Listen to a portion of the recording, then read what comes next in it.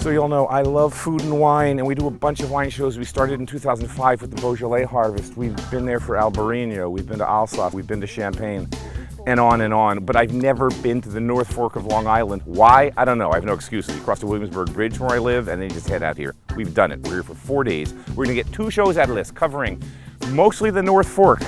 The dynamic wine scene here, viticulture, they're growing some great grapes up here. They do some aquaculture, taste some oysters, visit some restaurants, get some cooking demos, and even some farming, animal husbandry. Yeah, I'm spending 4 days on the North Shore of Long Island to make up for the fact that I have not spent a day here in 60 years. But we're here, you stay tuned, that's what's up. I'm Mike Colameco, industry insider. Been in the business my whole life, and I know what it takes to succeed. Each week we'll take you into real kitchens, filmed in real time. Backstage passes to a day in the life of chefs, restaurateurs, and their teams.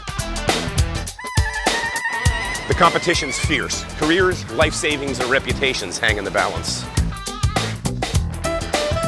These are my people, and this is their passion. And that's what's next on Mike Colameco's Real Food. Mike Colameco's Real Food is brought to you by the continuous, generous support of the following underwriters.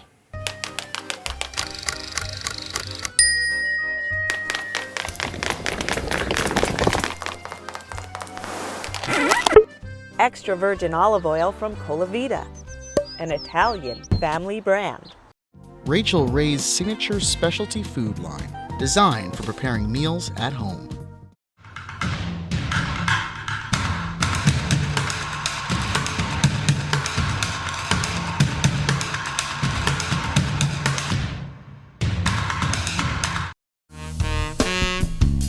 An hour and a half from Midtown, and it's simply paradise out here. First stop, Wölffer Estates in Sagaponack on the South Shore. One of the oldest wineries out here and a real beauty. Tell me about the beginning, when you got started out here. What drove you to Long Island? How did you end up here? There was the pioneers, the first 8, 9 wineries, and then I sort of consider the second wave, where Christian Wölffer, Pellegrini, a certain number of wine businessmen started building really nice wineries, brought professional winemakers into Long Island. It was the second wave. The third wave was even bigger investors. And then there was a fourth wave with smaller boutique-sized wineries, family owned, one owner. Christian Wölffer was the founder. He started in 1988, the first planting. We connected. He also said, try to do whatever you have to do, just make the best wine possible. So there was a clear goal that we wanted to go with the quality route only. So this is the Pearl Chardonnay, all hand-picked. It's one of my favorite wines. Small berries, small cluster. Every berry gets exposed to sunlight, so there's a very homogeneous ripening, and the call for the perfect ripening moment is much easier the more berries are exposed to sunlight. And you're doing that with the canopy management? Canopy management, yeah. When you see our vineyard, it speaks for itself. Yeah, so this was planted in 1993. And as you can see, we're really proud about the balance of the vine. And every shoot has 15 to 20 leaves, because we're the last area in New York State to get a frost. If you have healthy grapes and healthy leaves, You can let it hang till end of October. the choice to plant Chardonnay and Merlot initially throughout the island. Yeah, I mean, and I think those are the varieties, Chardonnay, Merlot, then Cab Franc and Sauvignon Blanc. Those are the 4 varieties that I think really will always be the main part of Long Island. All the other varieties, it's one of the mixed blessings that because of our unique situation with the location and the sea breeze, the maritime influence, we can do a lot of varieties quite nicely. But at the end, what can you do? Out of 10 years, how many great vintages do you get? And those 4 varieties certainly have the best. Most track consistency. record. Yeah. Let's see if it will come out nicely. Of course, 10, 15 years ago, when people only knew fat and heavy big wines and cough syrup red wines, we had it difficult. But now that people realize less can be more, the wine may be more elegant with just 13 volume%, but there is this great layer and texture and concentration. And that's what, to me, is an interesting wine, that you have to swirl again and look again, and then you find the intensity, the real heart of the wine. Food friendliness is most important, but longevity is the second most important. My God, so narrow. The further out on Long Island you go, the geography dictates travel routes. So, should you want to travel north to south or the other way around, you'll most likely find yourself taking the ferries and cutting through Shelter Island to cross the Peconic River that bifurcates this ancient landmass. On the Long Island Sound, the beautiful town of Greenport is where you'll find Noah's, an eatery that was still open post-season when we got there. This is a special we're running this evening. It's a local sweet corn chowder. It's like really plump and juicy, super sweet, and really full on the cob, garnished with a little bit of chili oil, micro corn shoots, which are like the baby corn plants, and just some fresh chives. Chef, what's he sauteing with the white beans and spinach? That is the garnish or setup on our local Crescent Farm duck confit. White beans, local baby spinach. Tell me about the dining scene in Greenport.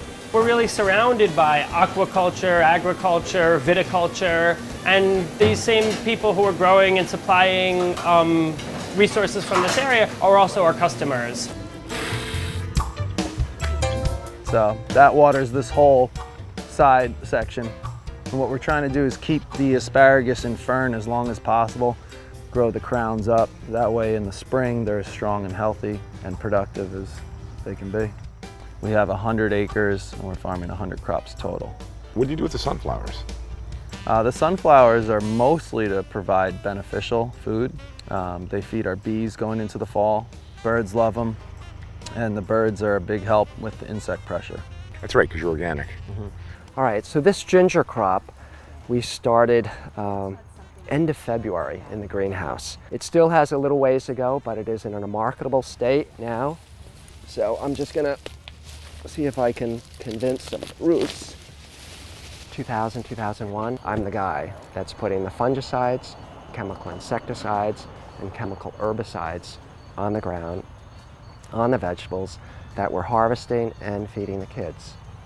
And I just thought, I don't want to do this anymore. I really don't. That's what it was. It was just a personal, It really was. an epiphany, just on your own. Like, Yes. I don't want to be that guy anymore. Right. Yeah. Especially Yeah, we're now feeding our children all these various vegetables. It wasn't just bok choy, which we ate once a week. We're eating this every day this way. Right. It suddenly, it was an epiphany, really. Those are the sample Yeah. roots that I pulled, so they're Okay. still a little bit small, but marketable And size. this is how many months already now? This is 7 months into it. Okay. Perhaps we could give it to the CSA. That's what I'm hoping to. We have another greenhouse that we can Yep, cut we into. can pull from. Is sure. it the same age? They are. Okay. The farm was originally started in Melville, Huntington area. My father finished his tour of duty with the Navy and came back in 1945 and joined his older brother, John, and they started farming, catering mainly to the ethnic market or Chinese markets in Chinatown, New York City, Boston, Washington, and Philadelphia. I mean, I'm looking at kale growing here. You've Yeah. got carrots. You've got lettuces. When did you sort of branch out into the Western palate? So I'm going to say in the 90s, the markets became fragmented. A lot of suppliers coming into the marketplace. Prices were all over the place. It was very competitive, extremely competitive. And the Asian vegetable market was no longer a niche market anymore. There were other players, big players getting involved. So it changed the game. And when you started to segue to selling direct to consumers, that was via a farm stand? We had flowers first, actually. We had 10 acres of cut flowers. My children were my staff. And we had a little table out there. And the only other really non-Asian product we grew was baby mesclun greens, which at that time were just starting. Right. And we sold it to Balducci in New York City. Oh, crazy. That's a good And customer. Balducci at that time put our name on the greens, which was way ahead of his time. So Sangley Farms, Peconic, New York. Do you know that I had customers pulling over to buy flowers and saying to me, "Are you the same farm that sells mesclun to Balducci's? I want some."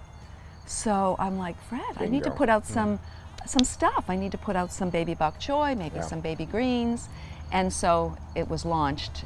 It was not a great brainstorm. It just sort of happened with customer feedback.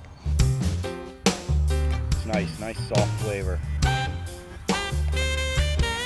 So when you finally do get a day off, what do you do? Spearfishing. I love that story. Offshore on Long Island and inshore in the fall. the fall run for stripers Yep. gets really good. And so, you know, I have Sundays off.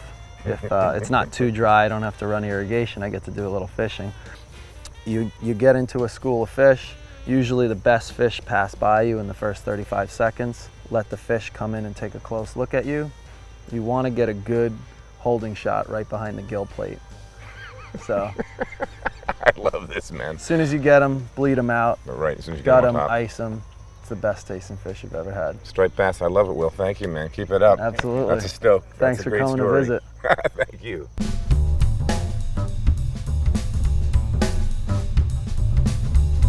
So I've been working in the industry for quite a while. The vineyard manager that I knew already for a long time, been working with, said, you know, I know a couple that, you know, really would like to get into the business, and we're their commitment.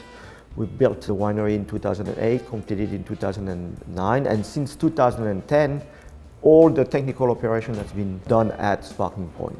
Analyze for specific gravity. This is method champenoise, Right. but we can't call it champagne because of the Right. the legal ramifications. Exactly, because Champagne is from the Champagne area. Right. We can still use the mentioned method champenoise. This method is very, very special. And all the wine that carries that title in my line are truly what people do in Champagne. What's your soil like, and how are you transferring this terroir into these bottles? Right. We have a loamy type of terroir that was fashioned by the glaciers. Yep. Sand and clay. With a lot of sand, a little clay. So we have a little different style of soil, but this said, we have an advantage to have a very well draining soil. So if we have episodes of weather that are very wet, the good news is that we have those soils that are capable to absorb those storms that we are actually experiencing a little more and more with the change of climate. So if we have the same grapes but we don't have the same terroir, what's the philosophy? The philosophy remains the same, is to bring the same quality, the same goal in terms of quality to the bottle of wine, but expressing something maybe different. What do we have different here? We have a little more heat, we have a little more ripeness. Yeah. So we're gonna express a little more the foot forward element of the grapes. My. I'm knocking at the door of Champagne right there. My. I mean, we go to Champagne, we go to these champagne houses. They've been around since, 1700, 1800, 1600, and the vines, they've been on that, working the terroir on those vineyards forever. And this is like completely brand new in Long Island that hasn't been done. Method champenoise. You're really in sort of the infancy of this, pioneering, and this tête cuvée is delicious. It's great. Congratulations. Thank you very much.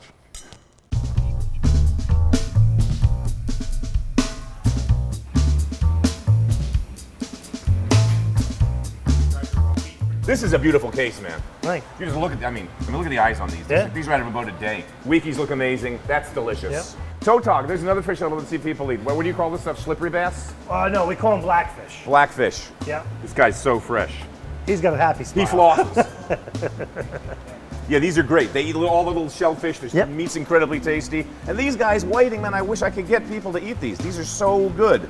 Just dust that thing with flour, put it in a pan or cornmeal, and it's slamming. Cajun. We like it with a little bit of Cajun. Black and seasoning. spices is great. And then the bluefish, 90% of the people, if you didn't tell them it was blue, You just cooked it and put it down. Cooked it and said, "Here, try this." Right. They'd be love like, "Oh, what is this?" And you tell them it's bluefish, and then they make that face. These black sea bass to me is one of the sweetest, most delicious fish out there. Best eating fish that we have. And you locally. got those blowfish tails. They used to be dirt cheap. I see those in the market, and I'd be like, I just buy them by the pound, man. Like chicken wings. Chicken wings, yep. They're amazing. Hot damn. Are you seeing consumers open to eating more different kind of fish now, or? I do, because the internet. The internet's been a world for everybody, because you could take a porgy and go on there and type in porgy and there's 300 recipes. A lot of times they buy the foreign stuff. To me, kind of drives me nuts. What we consume is almost 80% imported fish. Farm-raised salmon from overseas, shrimp, canned tuna, and shrimp. Those are the big three. That's crazy. Yep, and it's because people are lazy. It's the easy way to cook. Don't be lazy. Yeah, baby. South Old Fish Market, oyster number 1. Big Daddy, thank you.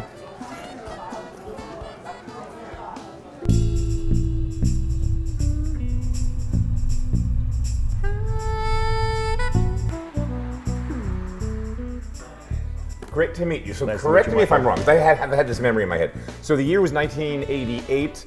The restaurant was Montrachet, and this was Drew Boulet's in the kitchen, Danielle Johannes is on the floor, and if I'm not mistaken, they poured us a bottle of your Bedell. You were in business then? Well, it was actually Bridgehampton. That's what it was. Bridgehampton Winery, which was the first winery that I worked at on the island. It was the second winery to open. Which was what year? Well, we opened in '83. So you're 82, one of 83. kind of that end of the first wave guys out here. Yeah. I walked in the room, I'm seeing oak that I'm loving, these big format, these guys, all French. Then I look at this and I'm like, all right, what's he making here? What do you, vermouth experiment? What is this thing? It's not vermouth. This is an indigenous yeast culture. All my wines are indigenously fermented. I feel that the wines are more reflective of the terroir when I use a natural fermentation. And so there's everything in here from local wildflowers, grasses, seashells, rocks, beach plums. That's crazy. This brew of salt the water. local terroir. Smell it. All right. If I pass out, just take me up. No, you won't pass out. Crazy. It's actually like really floral. It is. Crazy. I did a few experimental batches back about 10 years ago, and I liked it. And I wanted the wines to be reflective because at that time we were trying to define what local wines were. What does a North Fork wine taste like? What does it mean? When you talk about Bordeaux, you have something in mind. When you talk about Burgundy, you have a wine in mind. You know what that framework is. And I wanted that to be here. When I started out in the industry, there were things that we replicated from someplace else because we had no idea.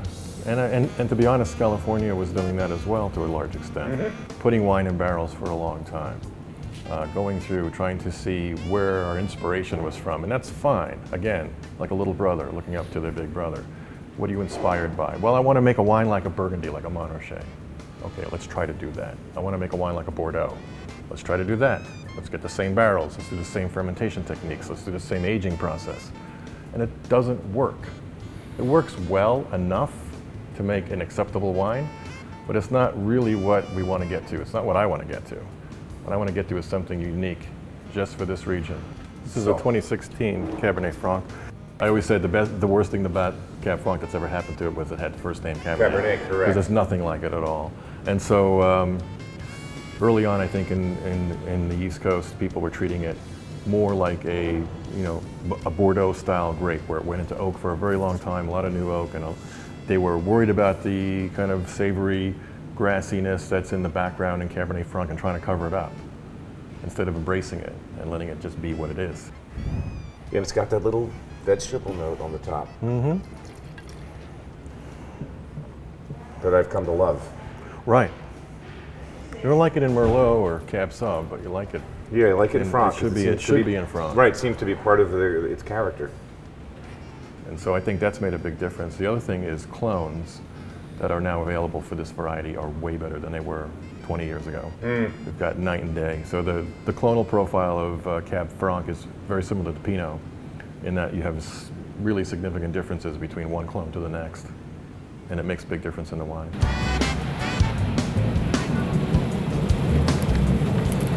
So in order to cultivate these native yeasts and keep them healthy, to keep those whole vineyards healthy, are you organic, kind of bordering on bio, or you're just doing clean or sustainable? What's the terminology used? I know sustainable is thrown around a lot.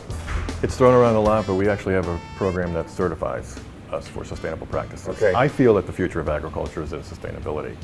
I think organics are great. However, the organic wine program is a national program. And anytime you take something about wine and make it a very large geographical area, you're running into some problems. Right, one size fits all. Right. So we have nothing in common with California other than that we speak the same language. The climate is completely different. This is really fun. This is Sauvignon Blanc, believe it or not. And these are some of the fermentation aromatics that we get. When I first went to doing it this way, it was energizing.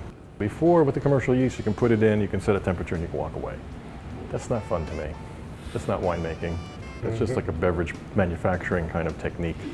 So these take a lot more time, it's a lot more work, but it's actually a lot more rewarding.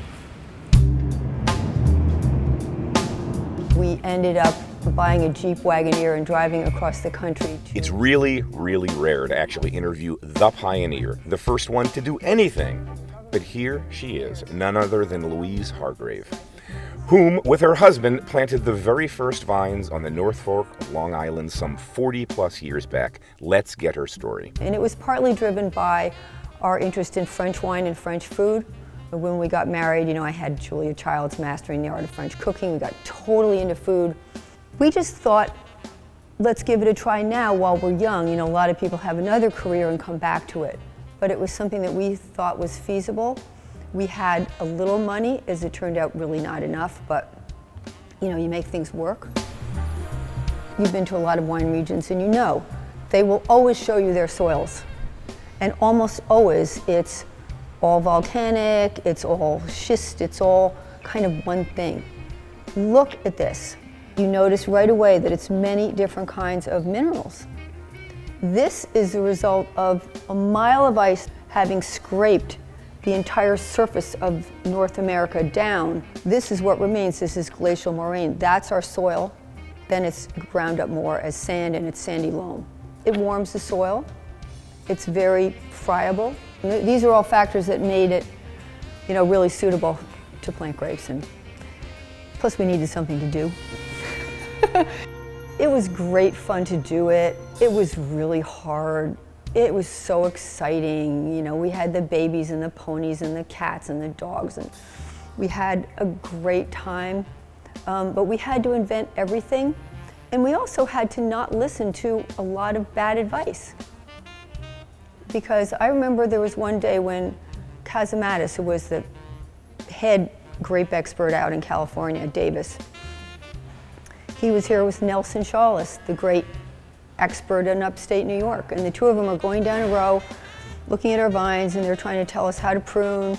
And one of them says, oh, this is the kind of wood you should keep, this big wood, but I'd keep the laterals. And the other one looks at it and he's like, I would never keep that wood. You only want the thin wood and you certainly don't want laterals. I mean, they totally disagreed. And we're like, we're growing Vitis vinifera on Long Island. These two people haven't got a clue what our conditions are. It's nice of them to visit, but we have to figure this out for ourselves. And we had so much support from our neighbors and our community, and there were people literally, we couldn't sell legally till like 9 o'clock in the morning. So there's literally people camping out on our lawn outside our bedroom at 6 o'clock in the morning to buy that first Long Island wine. It was really great. And this is word of mouth. This is pre-everything. Pre-everything. This is dial-up telephones, putting stamps on letters that people would read a week later, reading the newspaper. Newsday. Yes. Newsday really made, and the New York Times, and the Daily News, and they came out and they wrote about us, and we were the first winery for 7 years. There was no one else doing it.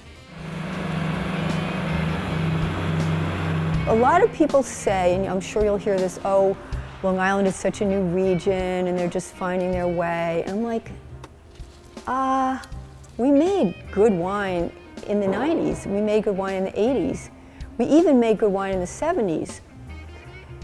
A lot of the challenges, a lot of the progress that you see on Long Island is the progress of the world of wine. Things like thinning in the fruit zone. We didn't know how to do that. Hedging the vines, we didn't do that. Now everybody does it. So a lot of the progress that you see in winemaking generally here on Long Island is a result of what's happened in every part of the world. The Soundview Hotel, a longtime fixture on the beaches of the Long Island Sound in Greenport on the North Fork, was recently sold and renovated in a kind of cedar-paneled hipster Twins Peak meets Bushwick vibe. And their flagship restaurant, the Halyard, tapped a seasoned West Village chef to get it up to speed. We make a fish fumet with the bones of all the fish that we're using. So bass, fluke bones in here. And then we roast up black bass, some nice big pieces for that. And then we have some of the smaller pieces of the fish, like I said, the fluke, the bass. Sometimes we have striped bass, kind of whatever we have. Tomato?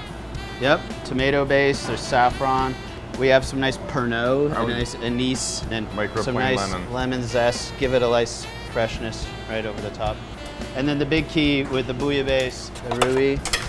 So basically like a mayonnaise, and it has garlic, saffron, cayenne pepper. It's pretty spicy on its own, but once you get it in that sauce and everything. That looks great. Yeah. That actually looks like a great dish. Yep. Bechamel base? Yep. Okay. Best way to do it, I think.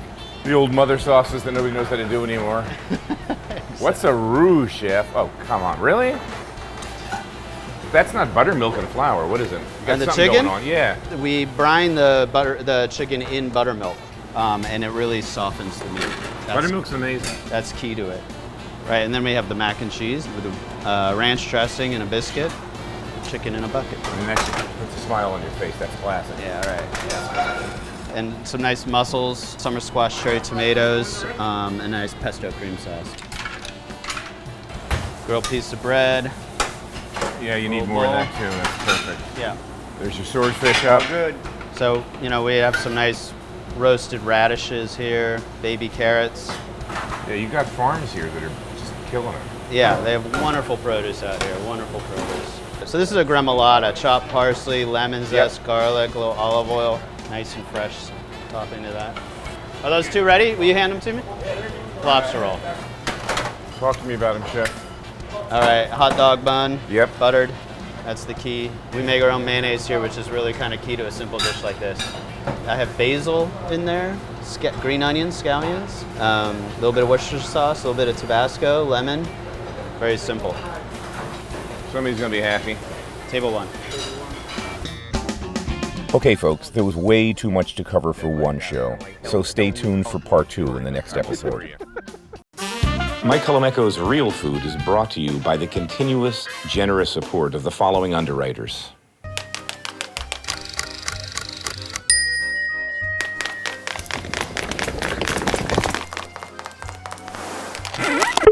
Extra virgin olive oil from Colavita, an Italian family brand. Rachel Ray's signature specialty food line, designed for preparing meals at home.